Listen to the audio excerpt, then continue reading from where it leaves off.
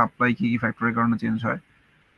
তারপরে হলো যে ডিমান্ড আর সাপ্লাইয়ের যে ইন্টারসেকশন সেটা ইকুইলিব্রিয়াম পয়েন্ট বলে, এবং সেই ইকুইলিব্রিয়াম পয়েন্ট আসলে কোন কোন ক্ষেত্রে পরিবর্তন হতে পারে। যদি ডিমান্ড পরিবর্তন হয়ে যায় তখন হতে পারে, অথবা সাপ্লাই পরিবর্তন হয়ে গেলে হতে পারে। এবং ডিমান্ড এবং সাপ্লাই একটা ম্যাথ আছে, তাই না? দুইটা ইকুয়েশন দিয়ে একটা ম্যাথ করতে হয়। ডিমান্ড ফাংশন আর যদি সাপ্লাই ফাংশন দেওয়া থাকে তাহলে ইকুইলিব্রিয়াম প্রাইস বের করা সম্ভব। ঠিক আছে, তো এরপরে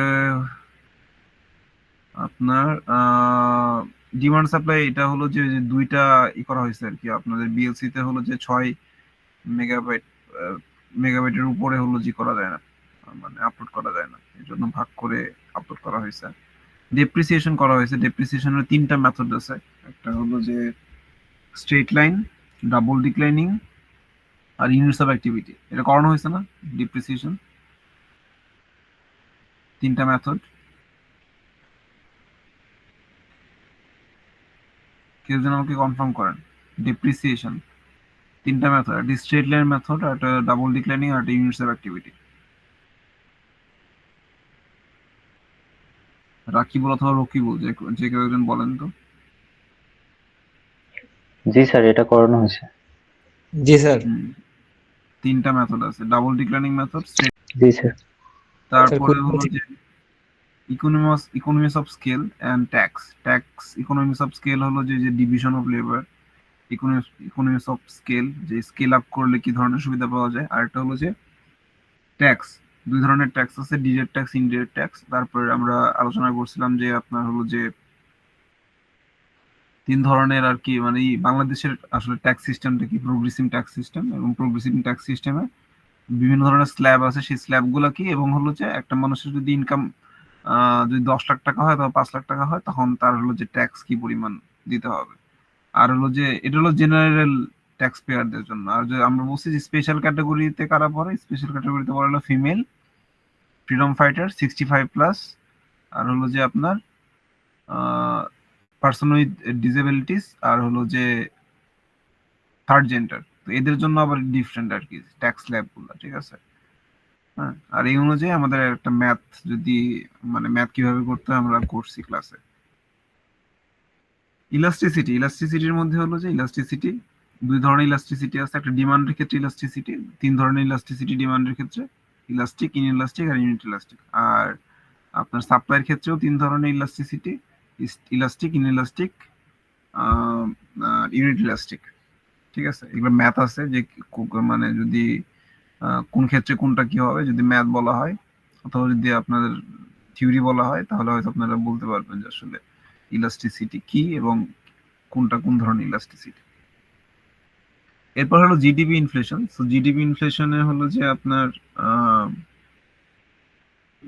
জিডিপি কি, জিডিপি কিভাবে ক্যালকুলেট করা হয়, মানে বেসিক ফর্মুলাটা কি, এবং রিয়েল জিডিপি কি নমিনাল জিডিপি। এরপর হলো ইনফ্লেশন। ইনফ্লেশন কি, ইনফ্লেশনের আসলে কারণ কি, এবং ইনফ্লেশনের ফলে আসলে কারা ক্ষতিগ্রস্ত হয়, এবং কিভাবে ইনফ্লেশনকে কমব্যাট করা যায়। ঠিক আছে, বা সরকার কিভাবে ইনফ্লেশনকে কমব্যাট করে। মার্কেট শর্ট টার্ম কস্ট, এটা পড়ানো হয় না, তাই না?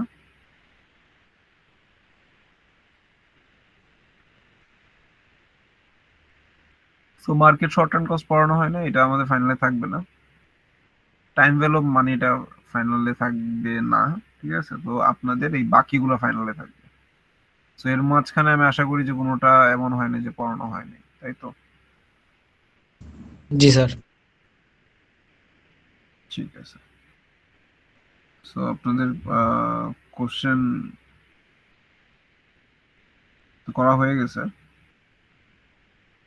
সো কোশ্চেন খুব কঠিন হয় নাই, সহজই হয়েছে। বা আপনাদের কাছে কঠিন লাগতে পারে আর কি, আমার কাছে তো সহজ লাগে। কঠিন লাগতে পারে বা সহজও লাগতে পারে। সো এই আর কি। So demand sir, question supply pattern গুলো সম্পর্কে একটু ধারণা দিলে ভালো হতো। কোশ্চেনে মানে ম্যাথ অনেক থাকবে, 50%-এর মতো ম্যাথ থাকবে। বাকি 50% হলো যে থিওরি এবং অ্যানালিটিক্যাল টাইপের থাকবে।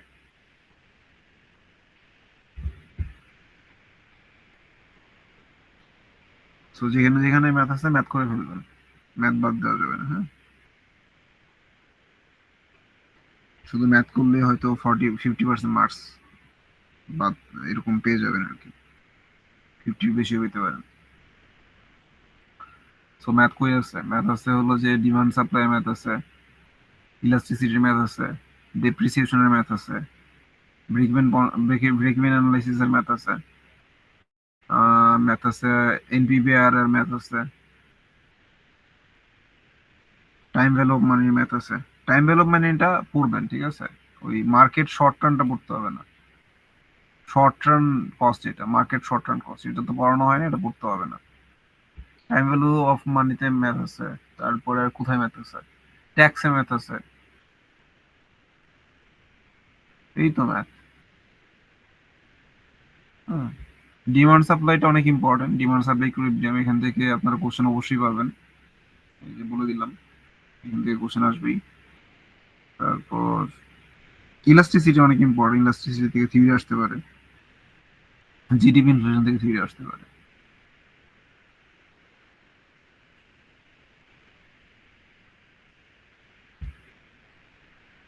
আর বাকিগুলো তো ম্যাথই বললাম।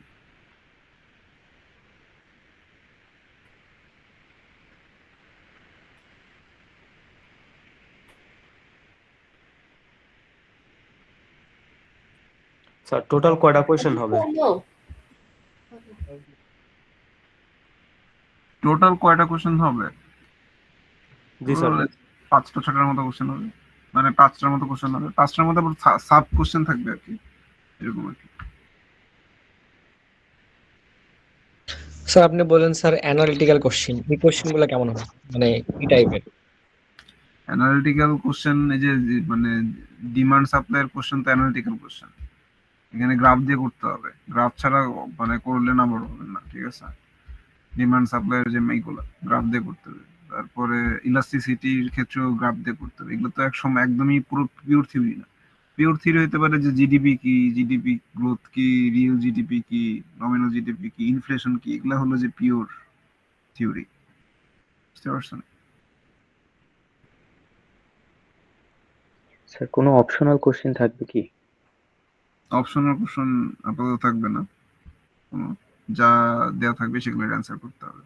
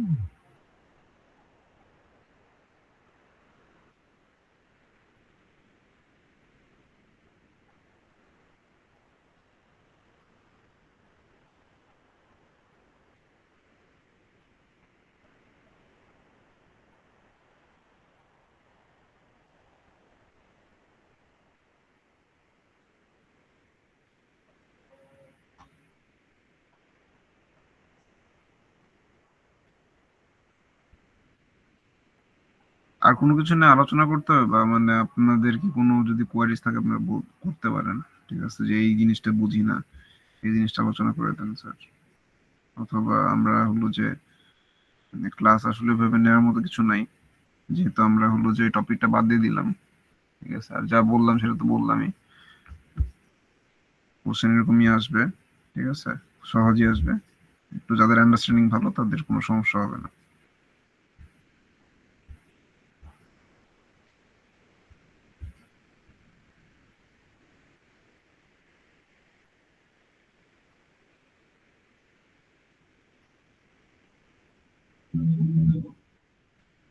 স্যার টাইম ভ্যালু থিওরি ওই টপিকসটা কি স্যার আসবে না স্যার?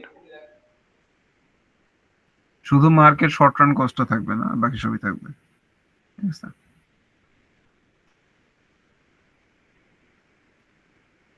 আমি একটু বলেন তো আইডি গুলা কাকে কে কি আছেন, প্রথম থেকে সিরিয়ালি বলবেন। রাকিবুল স্যার আছেন না? 1-3। জি তারপর জি স্যার আপনি।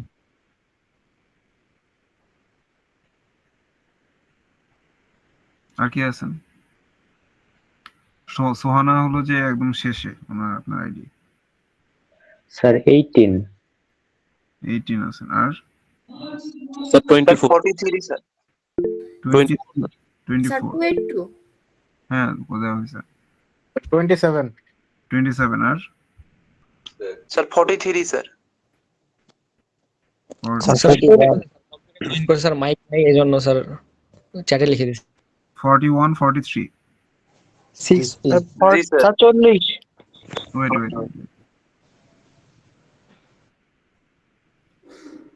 40 40 জি স্যার আর স্যার 16 হ্যাঁ 16 তারপর স্যার 17 আছে স্যার 17 মাইক্রোফোন নাই তো স্যার মেসেজ লিখে 17 দিয়েছে দেওয়া হয়েছে 17 দেওয়া হয়েছে স্যার 43 36 স্যার 36 স্যার 36 38 স্যার 38 হ্যাঁ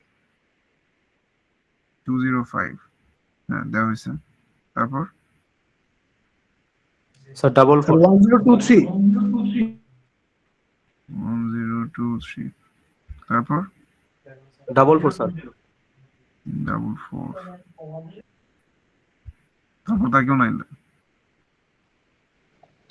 স্যার 1011 স্যার 22 আছে স্যার আমার সাথে ক্লাস করতেছে তারপর ডান রাইট আমি বলি কাকে কাকে দিলাম আমি 13 11 16 17 18 22 23 24 27 36 38 40 41 43 44 205 282 কেউ বাদ পড়ছেন এখান থেকে স্যার 1020 স্যার হ্যাঁ শেষ আর ঠিক আছে তার মানে আপনাদের আর কোনো কোয়ারিজ নাই মানে